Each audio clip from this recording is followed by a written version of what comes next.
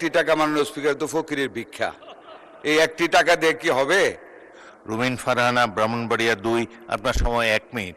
একটু আগে মোসাম্মদ মাননীয় স্পিকার, ধন্যবাদ। এক সেকেন্ড।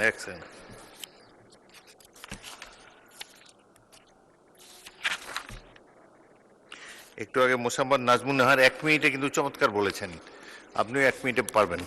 Thank you. মাননীয় স্পিকার, আপনাকে ধন্যবাদ। মাননীয় স্পিকার, আমাদের স্বাস্থ্য খাতের জন্য 49,386 কোটি 89 লক্ষ টাকা মঞ্জুরের জন্য প্রস্তাব রাখা হয়েছে। মাননীয় স্পিকার, আমাদের স্বাস্থ্য খাতে বিশেষ করে সরকারি হাসপাতালগুলোতে যেরকম সেবা রোগীদের পাওয়ার কথা তার আশপাশের সেবা তারা পায় না। ডাক্তারের অনুপস্থিতি, পরিবেশগতভাবে অস্বাস্থ্যকর পরিবেশ এবং যেই ওষুধগুলো তাদের বিনামূল্যে পাওয়ার কথা সেই ওষুধগুলো অনেক সময় তাদেরকে বিনামূল্যে দেয়া হয় না। এবং প্রতিটি সরকারি হাসপাতালে বিশেষ করে জেলা উপজেলা পর্যায়ে যে হাসপাতাল বা স্বাস্থ্যকেন্দ্রগুলো আছে মাননীয় স্পিকার, সেখানে আমরা লক্ষ্য করি যে প্রাইভেট ক্লিনিকগুলোর এক ধরনের দৌরাত্ম্য সরকারি স্বাস্থ্যকেন্দ্রগুলোতে থাকে। প্রাইভেট ক্লিনিকে যাতে রোগী ট্রান্সফার করা হয় সেই জন্য নানান রকম যোগসাজশ সরকারি হাসপাতালগুলোর সঙ্গে তারা করে এবং রোগীরা যে স্বল্প মূল্যে চিকিৎসা সেবা পাওয়ার কথা সেটা কিন্তু তারা। ধন্যবাদ মাননীয় সদস্য। মাননীয় মন্ত্রী, আপনি ছাঁটাই প্রস্তাবের উপর সংক্ষিপ্ত বক্তব্য রাখতে পারেন। মাননীয় স্পিকার স্যার, আপনাকে অনেক ধন্যবাদ। মাননীয় স্পিকার স্যার, স্বাস্থ্য সেবাটা কিন্তু জনগণের কোনো সুবিধা নয়। It's the basic and constitutional rights of the people to have it or achieve it from the state.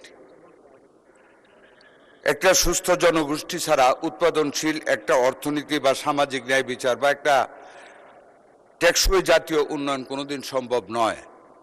সেই কারণে স্বাস্থ্য খাতের ব্যয়কে ব্যয় হিসাবে না দেখে মাননীয় স্পিকার, এটাকে একটা দেশের বৃহত্তর জনগোষ্ঠীকে সংঘবদ্ধ সুস্বাস্থ্য দান করে একটা সুন্দর সমৃদ্ধশীল জাতি গঠনের ব্যয় হিসাবে গ্রহণ করাই আমাদের সবার সমীচীন। আমরা বিবেচনা করি সবারই একইভাবে বিবেচনা করা উচিত।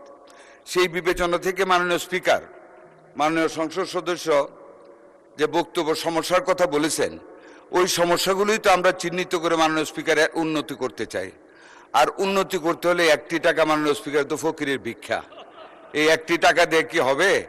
আমি আশা করেছিলাম উনি পোশাক বদলে এসেছেন যে অনেক টাকা আরো বেশি দিতে বলবেন আমাদেরকে মাননীয় স্পিকার। যাই হোক মাননীয় স্পিকার, স্বাস্থ্য খাতে আমরা বহুবিধ পদক্ষেপ গ্রহণ করেছি।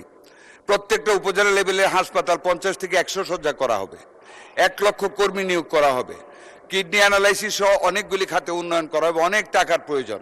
কাজে সেই দিক বিবেচনা রেখে মাননীয় স্পিকার, সেই দিক বিবেচনা রেখে ছাঁটাই প্রস্তাবকে গ্রহণ করতে পারছি না বিদায় আমার মঞ্জুরিটাকে এখানে মঞ্জুর করার জন্য আপনাকে সবিনয় অনুরোধ জ্ঞাপন করছি। ধন্যবাদ মাননীয় স্পিকার।